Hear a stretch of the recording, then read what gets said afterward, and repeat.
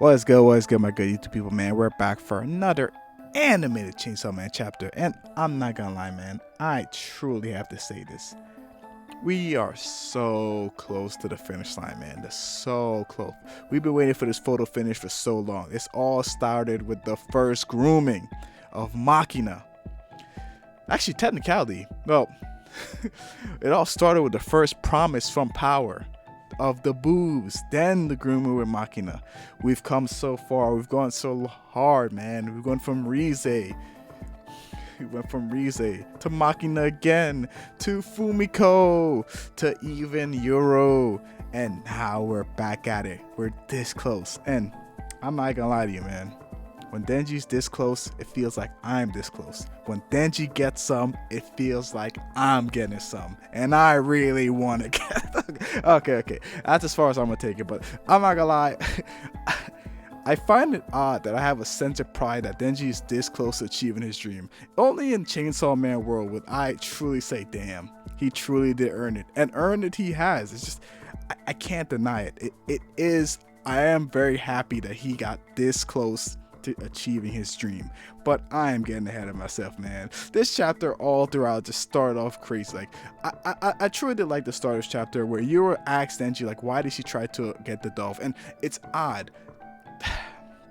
Yura's I really do like the Yura showing her more this side to herself, because like looking back at it, when Yura was hanging out with Denji, she is like a very chaotic person, but she likes to have fun, and that was her true self. And we're seeing more of that once again here, where she tries to where she asks Denji what the dove is, and Denji just sort of switched to straight to sex, and she asks for a serious answer. And I like how he compared her to Power, his only demon friend that he has, like just like it. And like he says, he hopes that they can be like she can be like a friend just like that. And I feel like that ties back into the ending of part 1. Like the lesson Paichia taught him, like give her lots of hugs. Like I guess it's give her lots of sex, but it's like the message of themes he's learned to the past going on to like him. Denji, on the surface, feels like the same character from chapter 1 to he is now, but it doesn't show, because I feel like the results are a lot better. At least now. But yeah, back to Yura, and like because I like how he tried to shape this, because like he's trying to like create the lessons he's learned from the past, like, and like he's trying to culminate like the idea of making a family through, well, we'll just use hugs as a metaphor for this one, but like yeah, like it's a form of I guess connection. And I love how Yura just laughs at his answer, because like down to her core, Yura really likes Denji because he's so simple. She even said it himself, I hate Chainsaw Man, but I like you, Denji. And to be fair, Paichida may be the devil, but he is far more complex. At least I feel like so much more understanding than Denji is, and Denji is just so simple. And I feel it to the core, yeah, that's truly why Yura likes him.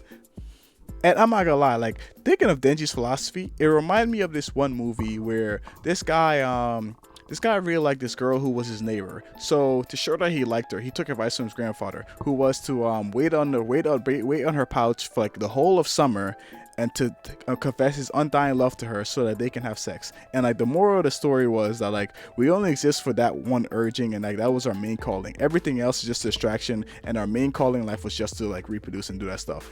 And I'm not gonna hold you, I feel like no one remembers that movie, but if I mention the part that his best friend drilled a hole into a watermelon and did things with it, I feel like everyone who watched that movie now remembers that movie. But yeah, that's the point. Like I feel like what the grandfather told the guy is somewhat Denji's mentality upon this. Like it sometimes does feel like it's a truly driving factor of his whole existence. And it kind of is, like, and I like that for two reasons, because like it can honestly be as complex as like well, this is the only love languages slash form of communication slash form of bonding that Denji has kind of known, because like all the experiences he had with Machina, Riz, and even some with Fumiko, and like that's just his way of trying to connect with people. Or it could be simply something cool that he heard about and he really wants to try. I love that appeal of Denji's character. It truly is like, it's a duality. Like, oh, why do most people choose the key over the bread? Well, it's a physiological question that goes over because bread tastes better than key. I just love it. That's literally Denji in a nutshell. You can be as deep or as simple as you want it to be. And like the final note on this point, I just want to end up thinking like Denji actually having sex low key might be the end of like Chainsaw Man as a whole. Like, because to be honest, it's his whole it's kind of his whole like his whole shtick. Because once he gets it, like, then what? He has a girlfriend now, so why does he need to be Chainsaw Man anymore? He doesn't like do it for money. He doesn't do it for like purpose. I guess he's fun for him, but like, I don't know. Like, I'm not gonna lie. Like, Denji's wild. Like, if like the entire destruction of humanity, but Denji can have at least 10 girlfriends. I don't know what he's gonna do. Low-key scary, but still funny. Like, but like, yeah, if we go back onto a chapter, we've seen that species like that normally deal for natural selection normally die out, but with the death devil gone, they just massively reproduce. And with humans being one of the highest populations ever that never die, we're now the main food source. So eating death has had its consequences, and we see that the Fumikos are like spread out to the world, all have like I like that they're like little differences around them. In my mind, I believe that this kind of shows that like no matter who you are, you can be the same food, or you can have literal twins, but if you put them in like different locations, like if you had like twin daughters, but one went to Hawaii and one went to, like, I don't know, Tobago, like these people will come out relatively different. Same DNA, but just different personalities or ideas of the world. And I feel like this is expressed through the Fumikos, even them having different fears.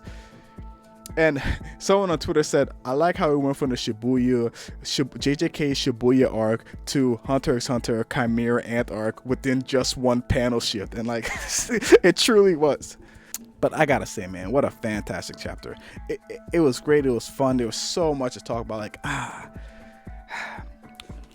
we say it a lot, but this was an animated chapter. But with that, guys, I like to end the video here, man. Don't forget to like, comment, subscribe. It's been B3, and you know what it is. Stay animated.